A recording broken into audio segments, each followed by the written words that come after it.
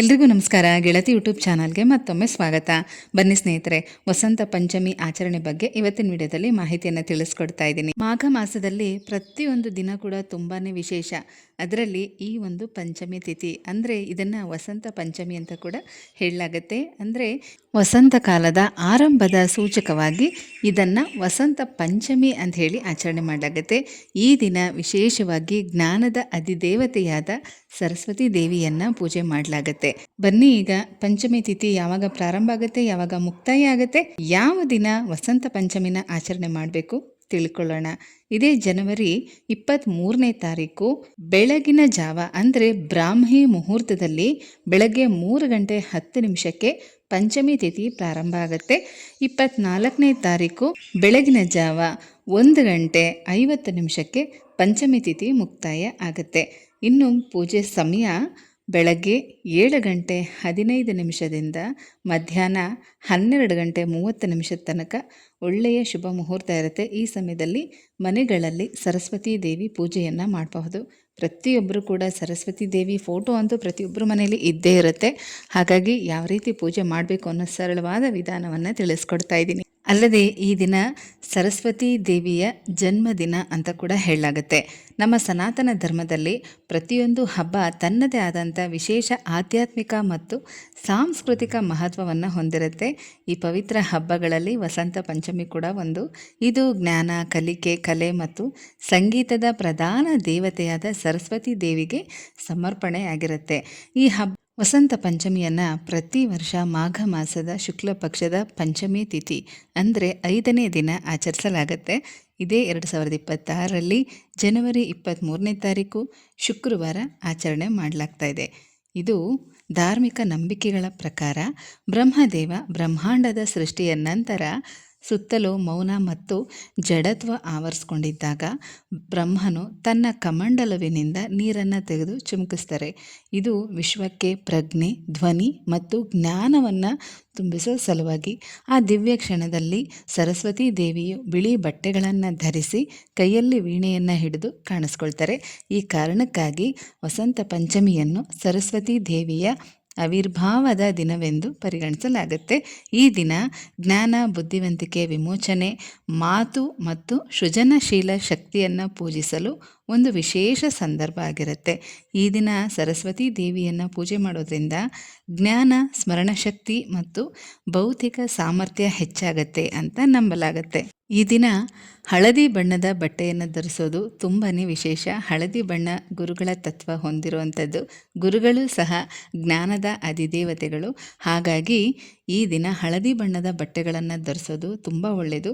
ಇದು ಸಮೃದ್ಧಿ ಮತ್ತು ಸಕಾರಾತ್ಮಕ ಶಕ್ತಿಯ ಸಂಕೇತ.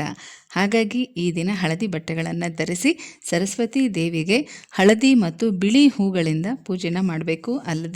ಅಲ್ಲದೆ ಕಡಲೆಬೇಳೆ ಅಥವಾ ಕಡಲೆ ಕಾಳುಗಳಿಂದ ಮಾಡಿದಂಥ ಪದಾರ್ಥಗಳನ್ನು ನೈವೇದ್ಯ ಮಾಡಬೇಕು.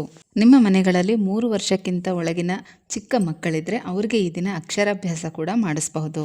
ಬನ್ನಿ ಈಗ ಪೂಜೆ ಸಮಯ ಕೂಡ ತಿಳಿಸ್ಕೊಡ್ತೀನಿ. ಮಾಘ ಮಾಸ ಆಗಿರೋದ್ರಿಂದ ಆದಷ್ಟು ಬೆಳಗಿನ ಬ್ರಾಹ್ಮಿ ಮುಹೂರ್ತದಲ್ಲಿ ಸ್ನಾನ ಮಾಡೋದು ತುಂಬ ಒಳ್ಳೆಯದು.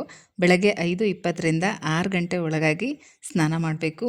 ಹಾಗೆ ಬೆಳಗಿನ ಪೂಜೆ ಮಾಡುವಂಥವರು ಬೆಳಗ್ಗೆ ಬ್ರಾಹ್ಮಿ ಮುಹೂರ್ತದಲ್ಲೂ ಕೂಡ ಮಾಡಬಹುದು. ಅಂದರೆ 7 ಗಂಟೆ ಒಳಗಾಗಿನೂ ಮಾಡಬಹುದು. ಅಥವಾ ಆ ಸಮಯದಲ್ಲಿ ಮಾಡೋದಕ್ಕಾಗಲಿಲ್ಲ ಅಂತಂದರೆ ಬೆಳಗ್ಗೆ 7 ಗಂಟೆ 10 ನಿಮಿಷದಿಂದ ಮಧ್ಯಾಹ್ನ 12:30 ತನಕ ಮಾಡಬಹುದು. ಹಾಗೆ ಅಭಿಜಿತ್ ಮುಹೂರ್ತ ಮಧ್ಯಾಹ್ನ 12 ಗಂಟೆ 10 ನಿಮಿಷದಿಂದ 12:50 ತನಕ ಇರುತ್ತೆ. ಸಂಜೆ ಪೂಜೆ ಮಾಡುವಂಥವರು ಸಂಜೆಯ ಗೋಧೂಳಿ ಸಮಯ 5:30ರಿಂದ 6 ಗಂಟೆ 15 ನಿಮಿಷದ ತನಕ ಸಂಜೆ ಗೋಧೂಳಿ ಸಮಯದಲ್ಲಿ ಪೂಜೆನ ಮಾಡಬಹುದು. ಶುಕ್ರವಾರ ಆಗಿರೋದ್ರಿಂದ ಬೆಳಗ್ಗೆ 10:30ರಿಂದ 12 ಗಂಟೆ ತನಕ ರಾಹುಗಾಲ ಇರುತ್ತೆ. ಹಾಗಾಗಿ ಈ ಸಮಯದಲ್ಲಿ ಪೂಜೆ ಮಾಡಬಹುದಾ ಅಂತ ನೀವು ಕೇಳ್ಬೋದು.